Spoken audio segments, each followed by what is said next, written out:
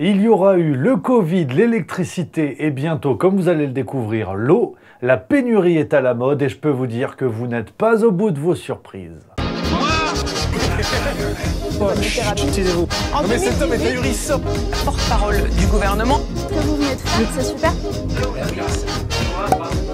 Chers amis, on se retrouve avec joie, plaisir et déférence pour cette nouvelle vidéo, fruit d'une enquête. Attention, là c'était toute l'équipe juste milieu qui était sur le coup. Je remercie Marie à l'origine de cette enquête, je ne suis qu'une marionnette finalement. Tout ça, on me met le script dans la bouche, hein, voilà, un peu comme si j'étais une sorte de ministre, je parle bien de script, voilà, qu'il n'y ait pas de malentendu dès le début de la vidéo. Donc, avant d'attaquer les réjouissances sur cet EcoWatt de l'eau, peut-être que vous ne savez pas encore de quoi il s'agit, vous allez voir énorme révélation, beaucoup de choses aujourd'hui à vous dire et avant toute chose, n'hésitez pas si vous le souhaitez à vous abonner, ça c'est sympa. Il y a un petit bouton prévu à cet effet, je veux dire le truc est rouge, il y a écrit s'abonner.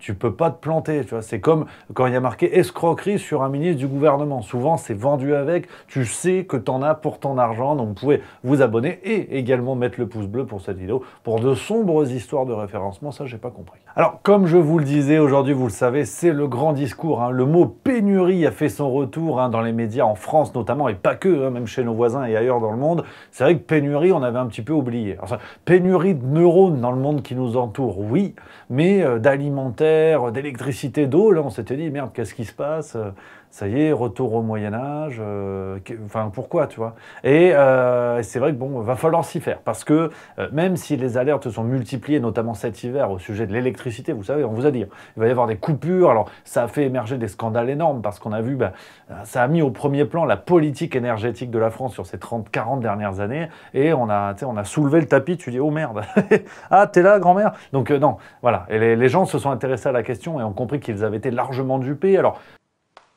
À la boulette. tant bien que mal, il n'y a pas eu de coupure à grande échelle, on va dire, cet hiver, malgré les alertes nombreuses. Donc, est-ce qu'il faut pour autant être soulagé? Pas sûr, parce que maintenant, le grand sujet est du côté de l'eau, les ressources aquatiques de la France. On parle de plus en plus de sécheresse. Alors, dans une rythmique bien installée, c'est du Francky Vincent. À l'hiver, c'est l'électricité. À l'été, c'est l'eau avec les sécheresses.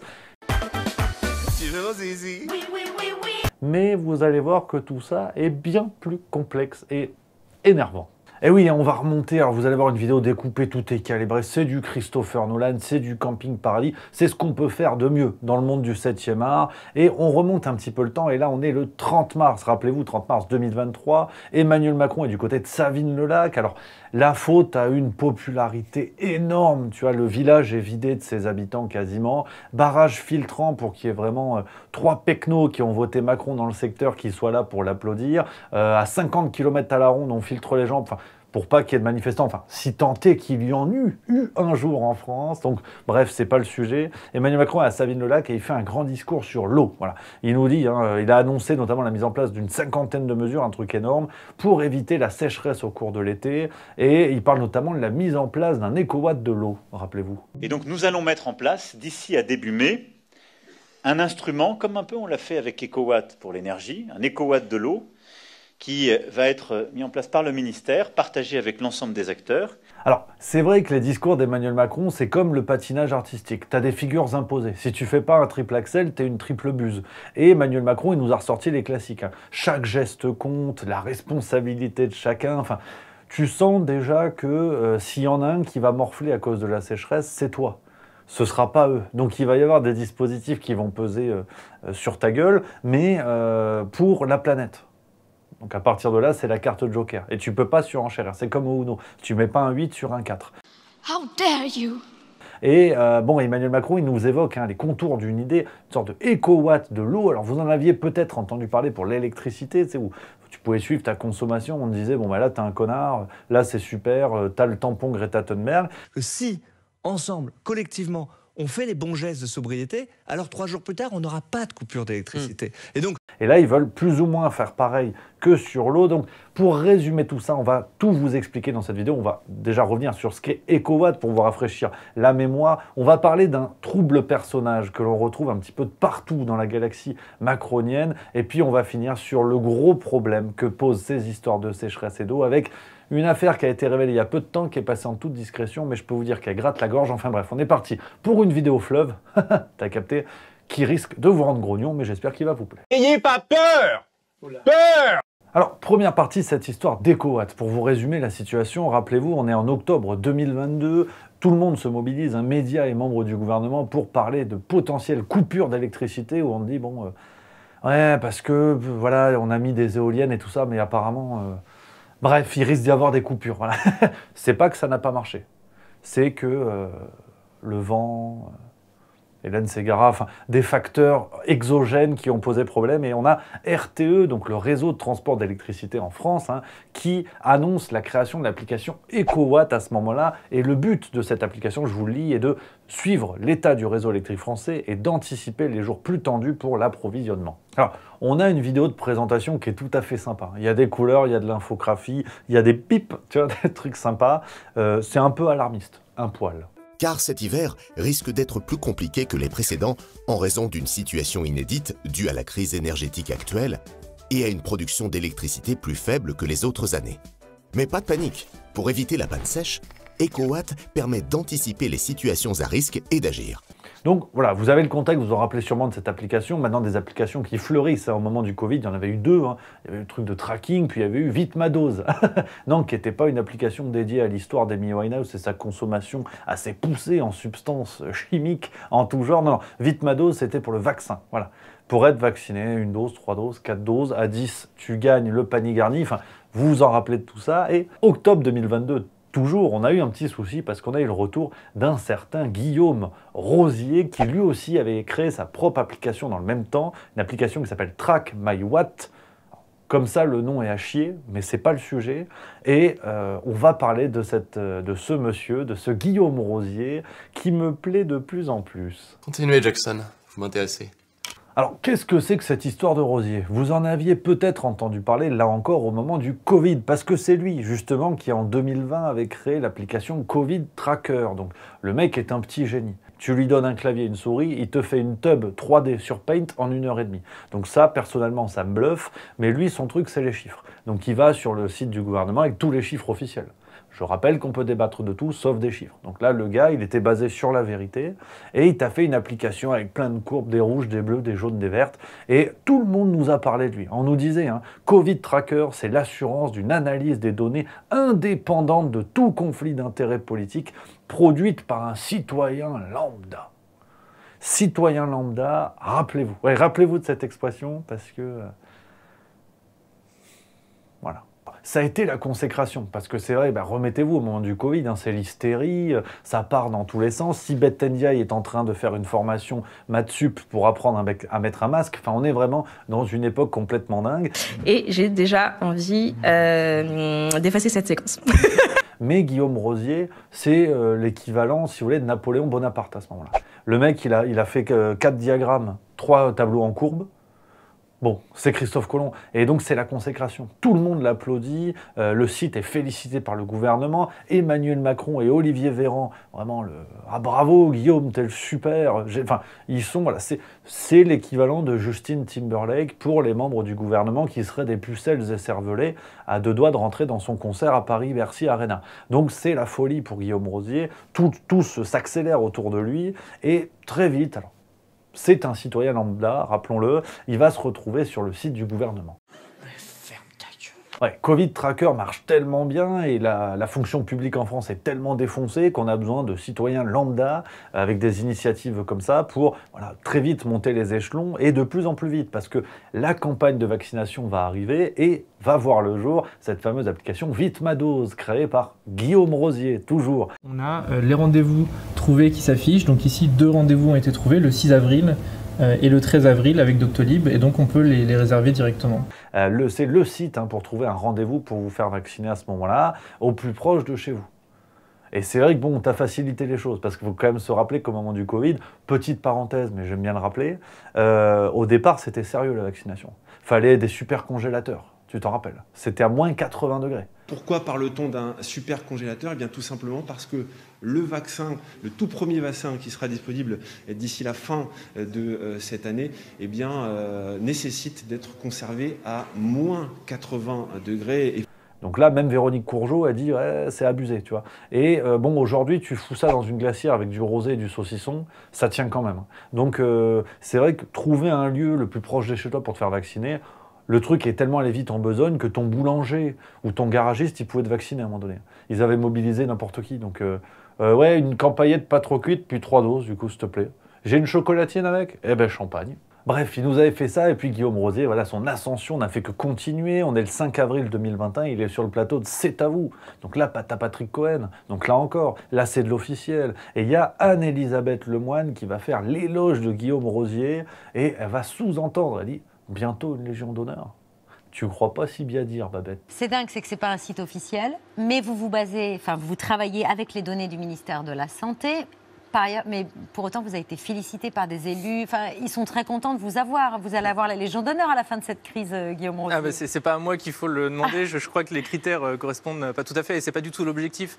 Et oui, parce que le 21 mai 2021, alors c'est pas exactement la même breloque, mais c'est bien quand même, consécration suprême. Guillaume Rosier est nommé, je cite, à titre exceptionnel au grade de chevalier dans l'Ordre national du mérite.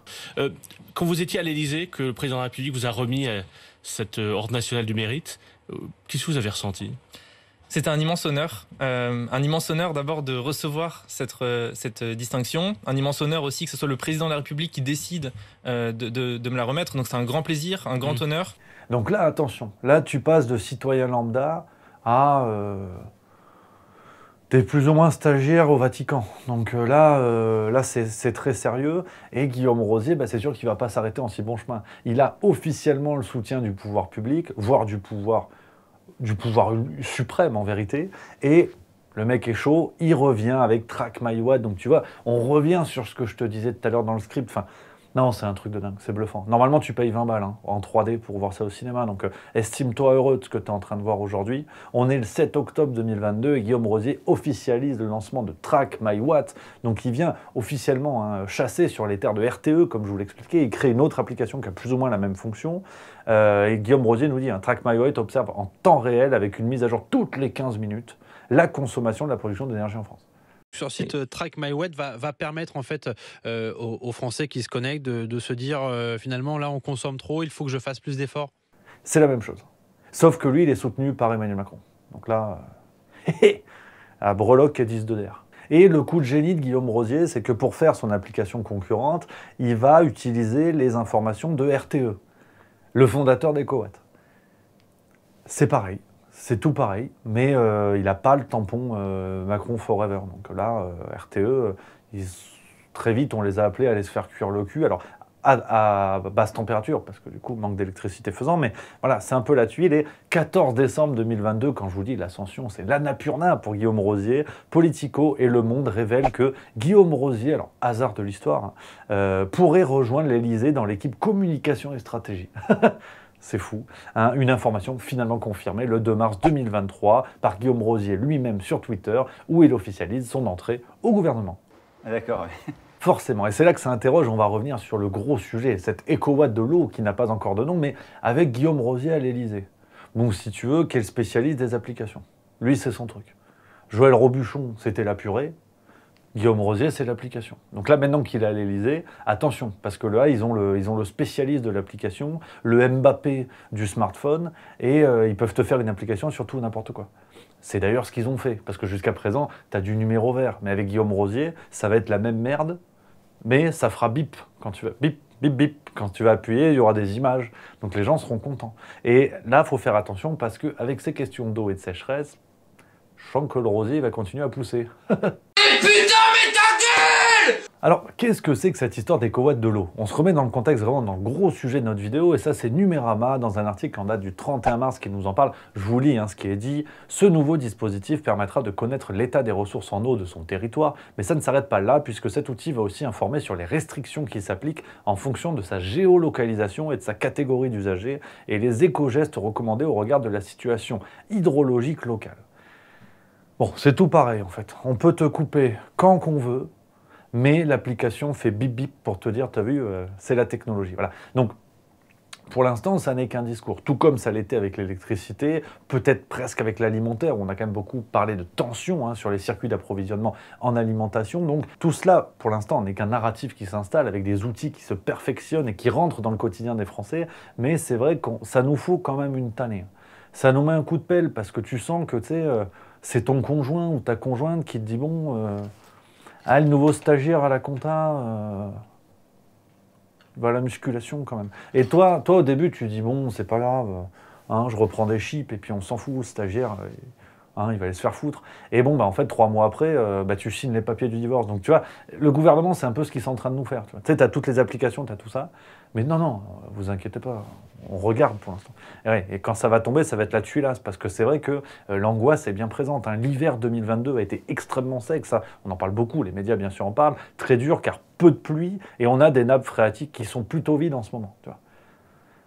Donc ça c'est terrible, parce qu'autant, pour tout ce qui est alimentation énergétique, tu peux brancher des circuits d'approvisionnement au gouvernement, à l'Élysée, ils brassent de l'air, tu peux alimenter la France. En eau, c'est chaud.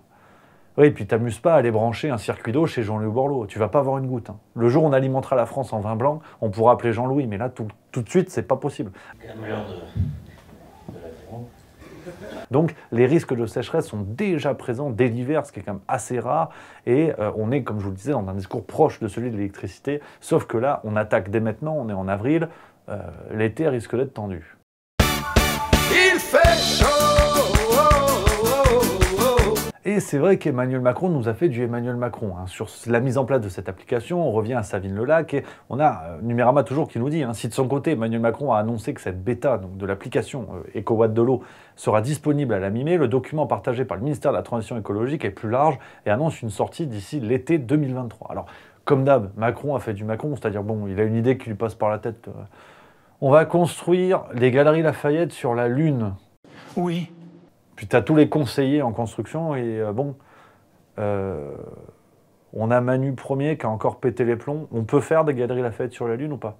Parce que je pense qu'il est sérieux. Donc là, c'est le gouvernement à la macronienne. Tout le monde s'adapte à des rêveries comme ça du président. Alors sur l'application, c'est un petit peu pareil, même si on a un décalage finalement de quelques mois seulement. Mais on sent que ce projet est vraiment en construction et le lien est intéressant entre l'application en tant que telle et l'application sur le terrain, parce qu'on apprend que ce seront les préfets qui fixeront la limite département par département et qui détermineront quand une situation deviendra critique. Alors, petite parenthèse, on passera sur le déchargement du gouvernement sur les préfets, mais bon, ça c'est un autre débat. Et on apprend également que les sanctions possibles, je cite, en période de sécheresse, les préfets peuvent prendre des mesures exceptionnelles, graduelles et temporaires de limitation ou de suspension des usages de l'eau non prioritaires pour les particuliers et les professionnels, selon 4 niveaux de gravité: vigilance, alerte, alerte renforcée et crise. Donc voilà les amis, j'espère que cette vidéo vous a plu, vidéo un petit peu plus longue, voilà, vidéo où on prend le temps d'expliquer, de poser le contexte, affaire à suivre, parce que je sens qu'on va en reparler très bientôt. Et en attendant, si vous le souhaitez, ce que vous pouvez faire, c'est vous abonner, ça c'est pas mal. Ou regarder les autres vidéos, les précédentes. Et d'ailleurs, c'est dans l'autre sens, tu vois, parfois je me trompe. Allez, c'est pas grave, je bois de l'eau tant qu'il en reste.